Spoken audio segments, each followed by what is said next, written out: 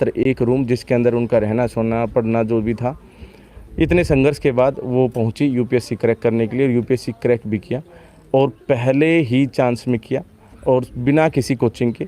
ये सब चीज़ें हमने यहाँ पर जानी थी और हमने आपको इनका घर भी दिखाया, गांव वालों से बातचीत भी करवाई और इनकी माताश्री से बातचीत करवाई। बाकी फ़िलहाल हमारे साथ दिव्या तंवर जो हैं, जो अभी आईपीएस बनी हैं, इनसे मुलाकात करने के लिए हमारे साथ बनी हुई है। इनसे मुलाकात कर दिव्या तंवर, सबसे पहले आपको बताइए। Thank you. आपने अपने गांव घर का नाम काफ़ी रोशन किया है, क्या कहेंगे यहाँ इस संघर्ष के बारे में? मैं बस यही कहूँगी कि जिस मेहनत से, जिस डेडिकेशन से मैंने किया, वैसे अगर कोई भी बच्चा चाहे तो वो कर सकता। अच्छा, ये लाइन कल भी इन्होंने अपने मंच पर बोली थी कि अगर मैं कर सकती हूँ तो कोई भी कर सकता है। जी, कल एक समय, आज हम बातचीत करेंगे दिव्या तंवर से कि जो यूपीएससी है इसका विचार ही सबसे पहले दिमाग में क्यों आया, क्योंकि इलाके के अंदर, हरियाणा के अंदर ख़ास तौर पर सरकारी नौकरी को महत्व दिया जाता है। सरकारी नौकरी में क्या पद हो इसको कम महत्व दिया जाता है, तो इन्होंने थोड़ा सा बड़े पद की तरफ ही, यानी यूपीएससी जैसे एग्जामिनेशन की तरफ ही रुख क्यों किया? इसके पीछे ये है कि स्कूल में कभी एक बार चीफ गेस्ट बन के आए थे एसडीएम सर, तो उनका जो पावर देखा और उनका इतना रेस्पेक्ट हुआ स्कूल में, उन्होंने जैसे मोटिवेट किया बच्चों को, तो उस टाइम लगा कि हाँ हमें भी बनना है एसडीएम, हमें भी।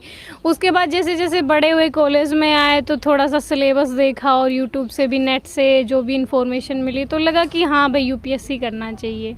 तो दिमाग में रहा कि हाँ हमें भी यूपीएससी करना है। यूपीएससी करना है। बाकी एसडीएम एचएएस अधिकारी होंगे वो तो? हाँ वो तो, लेकिन आईएएस में भी पहले एसडीएम के लिए 2 साल की ट्रेनिंग होती है जिनको आईएएस मिलता है। Okay okay okay.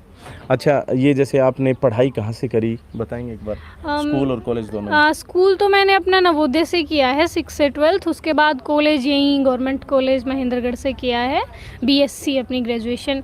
और ग्रेजुएशन के बाद मैंने अपनी प्रिपरेशन स्टार्ट कर दी थी, 1-1.5 साल की प्रिपरेशन, और उसके बाद सीधा यूपीएससी। सिर्फ 1-1.5 साल की प्रिपरेशन? हाँ, बीएससी के बाद स्टार्ट किया था, तो मेरी बीएससी हुई और अब 1.5 साल 2 साल हो गए हैं बीएससी प्रिपरेशन करते समय कोई कोचिंग करी किसी प्रकार की? कोचिंग तो नहीं, लेकिन हाँ ऑनलाइन जो भी टॉपिक्स मुझे समझ में नहीं आते थे, मैंने यूट्यूब से या अनअकैडमी से या जो भी प्लेटफॉर्म अवेलेबल थे उनसे अपने कॉन्सेप्ट क्लियर किए। अच्छा, यानी लॉकडाउन के बाद आप अपनी जो तैयारी शुरू करने गए थे? नहीं, लॉकडाउन में स्टार्ट कर रही थी। आप? हाँ, लॉकडाउन में शुरू की थी, उसके बाद 1 साल का तो ये पूरा प्रोसेस ही होता हाँ, है। हाँ, हाँ। तो उस टाइम स्टार्ट की थी और देन अभी तक। बहुत अच्छी बात है।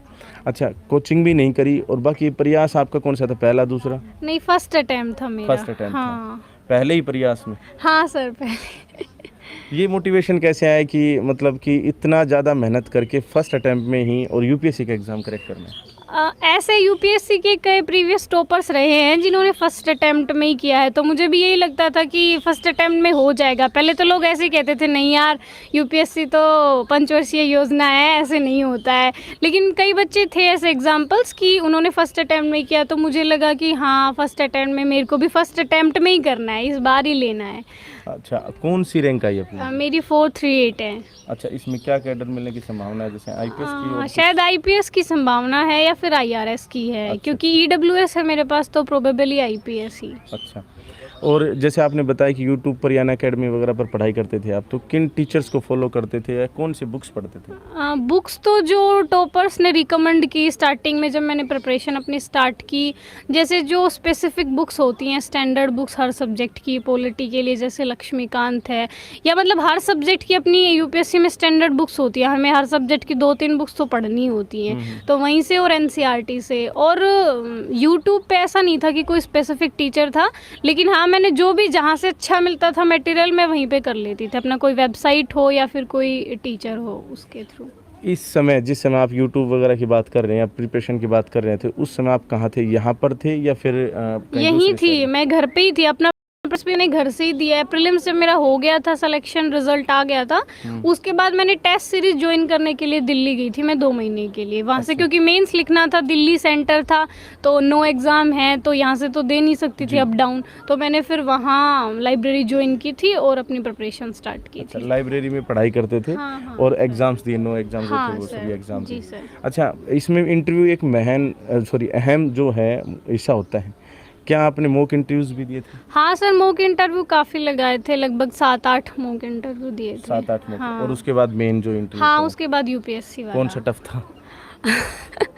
मुझे ऐसा लगता है मॉक इंटरव्यू ज़्यादा टफ थे।